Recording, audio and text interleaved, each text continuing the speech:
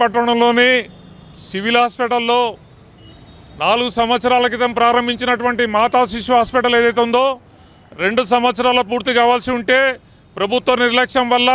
కాంట్రాక్టర్ల నిర్లక్ష్యం వల్ల, స్థానిక ఎమ్మెల్యే యొక్క నిర్లక్ష్యం వల్ల, మంత్రుల యొక్క నిర్లక్ష్యం వల్ల 4 సంవత్సరాల్లో పూర్తయినప్పటికీ దాదాపు ఇప్పటికి పూర్తయి కూడా 4 నెలలు అయినప్పటికీ కూడా వాస్తు బాలేదని, ముహూర్తం లేదని చెప్పి ముఖ్యమంత్రి రావాలని, ముఖ్యమంత్రి కుటుంబ సభ్యులు రావాలని చెప్పి ఇవాళ 4 నెలల నుంచి కూడా ప్రారంభించినటువంటి మాతా శిశు హాస్పిటల్ను వైఎస్ఆర్సీపీ పక్షాన రేపు ముఖ్యమంత్రి గారు కరీంనగర్కి వస్తున్నటువంటి సందర్భంగా ఏదైతే జూలై 12వ తారీఖు నాడు వస్తుందో ఆ జూలై 12వ తారీఖు నాడు హరితహారం కోసం వస్తున్నటువంటి ముఖ్యమంత్రి గారు ఈ యొక్క మాతా శిశు హాస్పిటల్ ప్రారంభించాలని చెప్పి వైఎస్ఆర్సీపీ డిమాండ్ చేస్తూ ఉంది. ఎందుకంటే ప్రభుత్వ హాస్పిటల్లో 7,500 మంది మహిళలు ఇలా రిజిస్ట్రేషన్ చేసుకున్నారో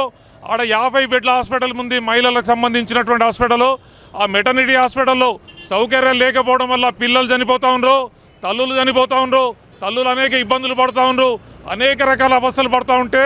ఇలా పాలకులు నిర్లక్ష్యం వహిస్తూ కేవలం హరితహారం కోసం వచ్చి ఈ హాస్పిటల్ ప్రారంభించకుండా పోతున్నటువంటి కేసీఆర్ గారికి ఇలా మేము తీవ్రంగా హెచ్చరిక చేస్తూ ఉన్నాం. ప్రజలు సోదరిమణులందరికీ కూడా ఈ హాస్పిటల్ ప్రారంభించి వాళ్ళ సౌకర్యాలు అందించి వాళ్ళ ఆరోగ్యాన్ని కాపాడాలని చెప్పి మేము కోరుతా ఉన్నాం.